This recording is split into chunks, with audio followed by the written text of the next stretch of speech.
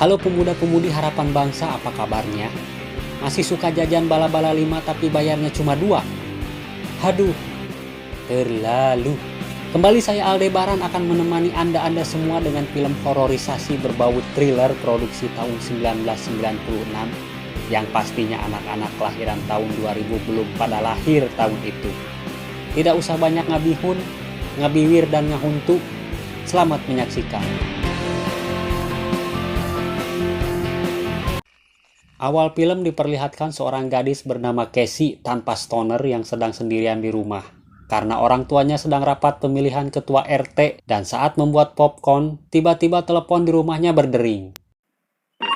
Awalnya Casey tidak mempedulikan si penelpon itu, karena mungkin dianggapnya orang iseng atau mungkin juga penipu dengan modus undian berhadiah. Tapi ketika si penelpon itu makin pika ijiden dengan kata-kata ancaman, seketika Casey panik dan mengunci semua pintu rumahnya. Dan sambil cirembai, Casey mengancam balik si penelpon misterius dengan mengatakan ia akan menelpon pacarnya yang seorang pemain football dan bertubuh besar. Nah, I don't think so. Si penelpon yang tahu nama pacar Casey lalu menyuruh Casey melihat keluar jendela. Dan ternyata pacar yang tadinya diagulkan Casey itu sudah terikat dan kemudian tewas di halaman rumahnya Casey. Dan tiba-tiba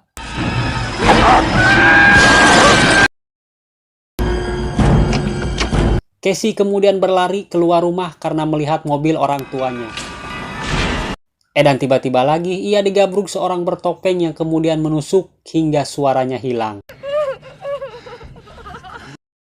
Melihat keadaan rumah yang berantakan, orang tuanya Casey pun langsung mencari Casey. Akan tetapi keduanya harus menerima kenyataan Casey sudah tewas tergantung di pohon.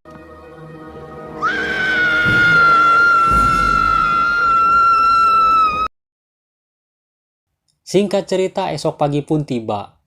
Di sekolahnya tempat Casey dan Steve menimba ilmu padahal bukan sumur, sudah berkumpul polisi yang akan menyelidiki kematian Casey dan Steve, dan sejumlah wartawan yang sedang memberitakan kematian mereka.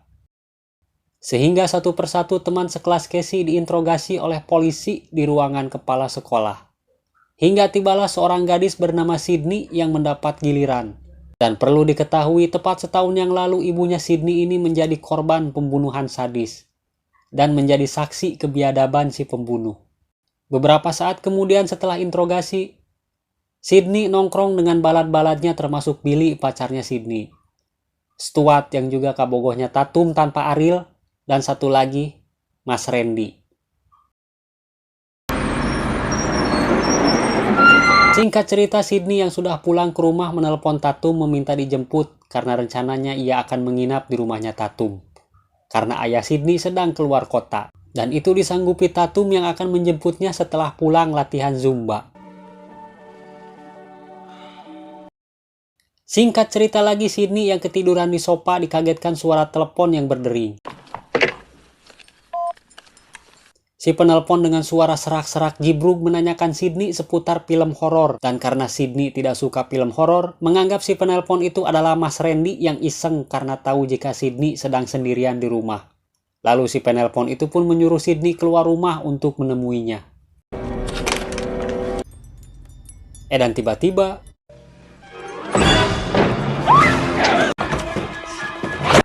si pembunuh yang kemudian dijuluki Ghostface menyerang Sydney hingga dijengkang. Dan saat akan ditusuk, dengan tendangannya si Ghostface itu disusud kemudian lari ke kamar dan mengunci pintu. Lalu menelepon 911. Dan tiba-tiba lagi,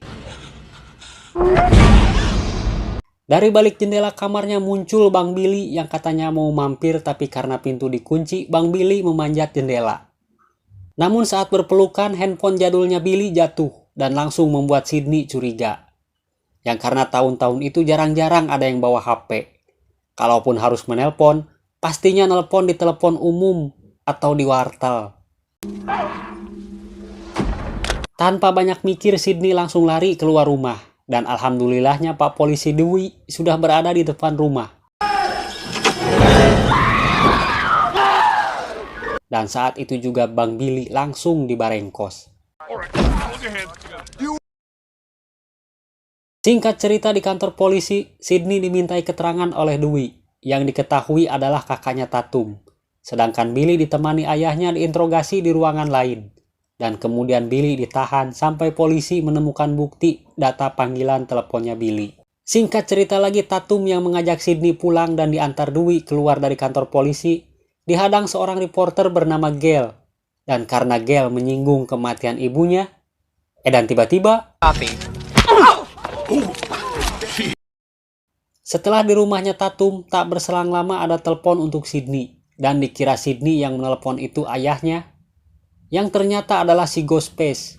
Dalam teleponnya si Ghostface itu bilang, "Kau salah menuduh orang lagi." Apakah artinya Sydney pernah salah menuduh orang?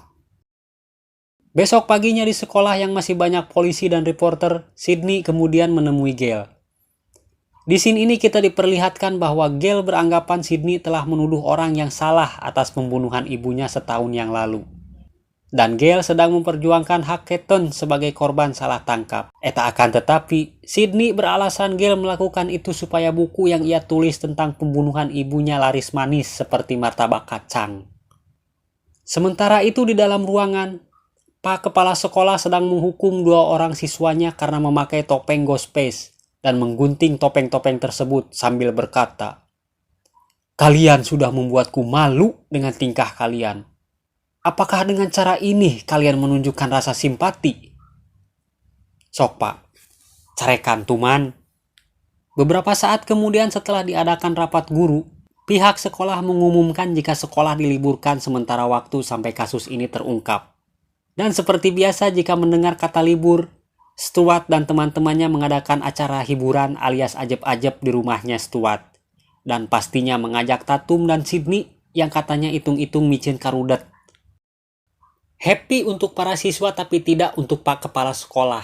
Karena setelah sekolah kosong, pintu ruangannya diketuk seseorang dan setelah ditoong, ternyata kosong. Karena penasaran, beliau lalu melihat ke ruangan TU.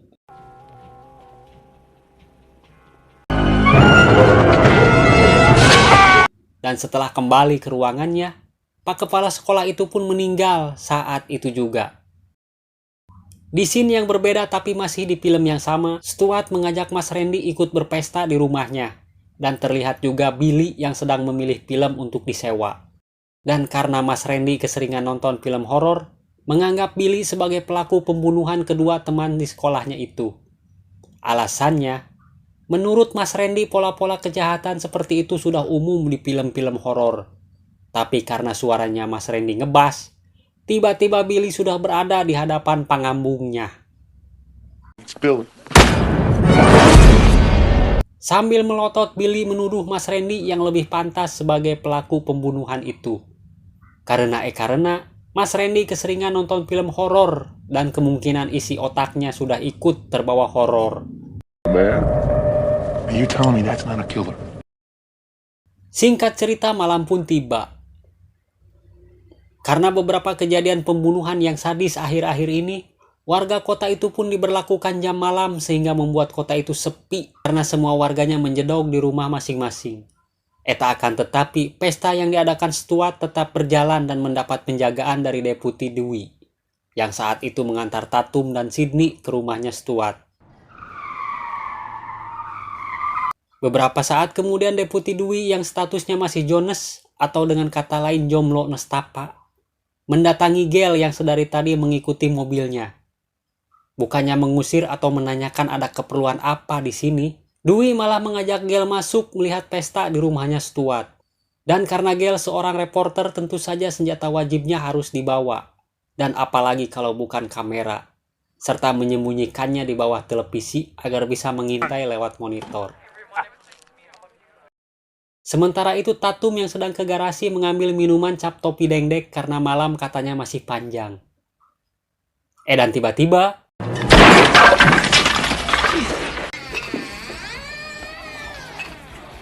dan tiba-tiba lagi, Tatum dihadang si Ghostface saat akan keluar garasi. Tatum yang menganggap itu kelakuan dari Mas Randy dengan Wallace-nya meminta si Ghostface membuka topengnya. karena khawatir jika dilihat Sydney akan membuat Sydney takut dan ia tidak punya teman kobam. Tapi ternyata si Ghostface mengeluarkan pisau. Dan tiba-tiba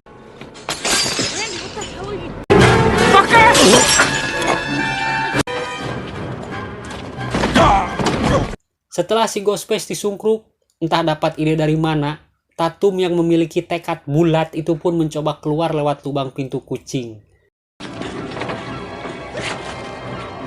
Alhasil, karena terlalu kebesaran, si Ghostface itu bangkit lalu menaikkan pintu garasi dan membuat Tatum tewas terjepit.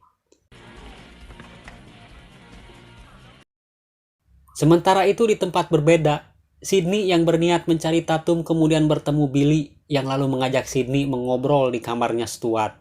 Sementara teman-teman yang lain melanjutkan pesta malam itu dengan menonton film horor.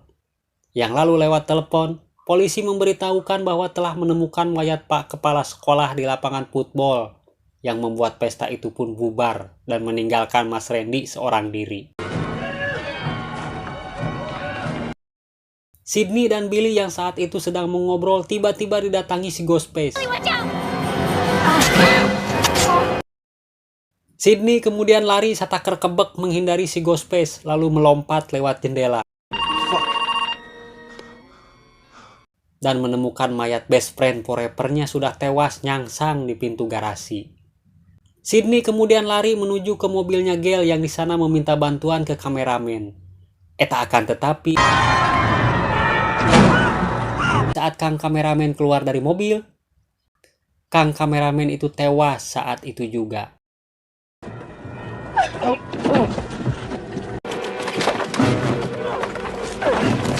Sementara Sydney kabur lewat lubang ventilasi mobil.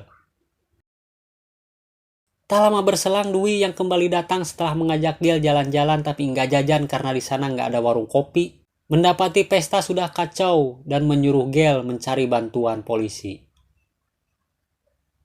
Gail yang kembali ke mobil dinasnya tidak mendapati Kang kameramen dan hanya menemukan darah yang tertumpah. Ia lalu tancap gas meminta bantuan. Namun tiba-tiba lagi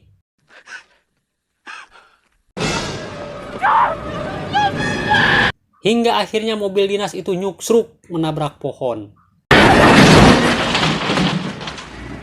Sementara itu Sydney yang bolohok malah kembali ke rumahnya Stuart dan menemukan Dwi yang sekarat dengan pisau tertancap di punggungnya. Ia lalu masuk ke rumah setelah melihat Stuart dan Mas Randy berlari ke arahnya sambil saling tuding-tudingan. Tapi tanpa diduga, Billy yang tadi ditusuk Ghostface ternyata masih hidup dan menghampiri serta mengambil pistol dari Sydney, yang lalu membuka pintu dan membiarkan Mas Randy masuk. Dan tiba-tiba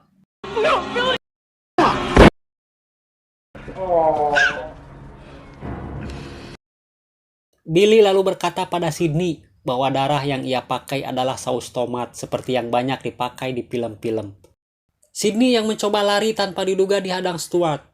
Dan ternyata Sydney pun dibuat shock setelah mengetahui bahwa selama ini Stuart dan Billy pakaleng-kaleng bergantian menjadi Ghostface.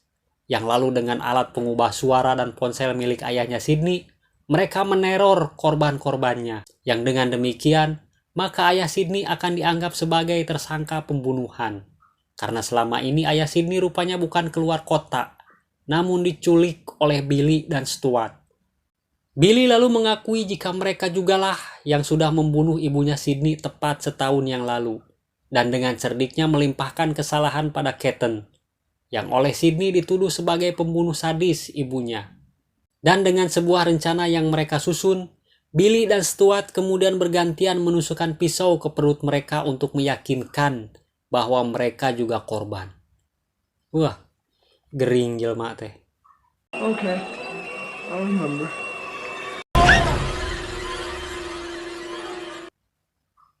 Namun saat sedang asik saling tusuk, tanpa mereka sadari Gail masuk sambil menodongkan pistol yang tadi digeletakkan begitu saja oleh Stuart. Dan tiba-tiba dan kesempatan itu tidak disia-siakan Sydney yang lalu sembunyi dan berbalik menelepon dan mempermainkan mereka berdua. Billy yang mulai amek kepegung sambil kuku lutus mencari Sydney. Dan tiba-tiba lagi,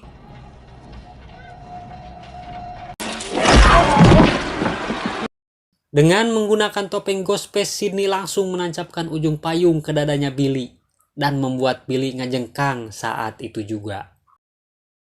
Stuart yang poporongos dari dapur secara tidak puguh-puguh menggabruk Sydney hingga tigugulitik. Beruntung tangan Sydney bisa menjangkau pas bunga, dan dengan sekali gampleng, Stuart pun pingsan. Tapi ternyata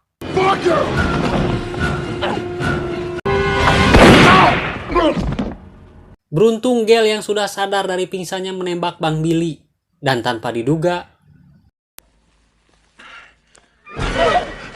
Mas Randy yang tadi ditembak Billy ternyata masih hidup, masih sehat walafiat. Karena rencananya, Mas Randy jika tetap melanjutkan mati, maka dipastikan di film kedua Mas Randy nggak akan diajak main lagi. Hikmah yang dapat diambil dari film ini adalah abaikan SMS yang isinya mama minta pulsa apalagi mintanya tengah malam. Itu saja cerita film kali ini. Jangan lupa subscribe dan share video ini ke teman-temannya supaya makin semangat saya ngeditnya ya. Saya Aldebaran mengucapkan sampai jumpa.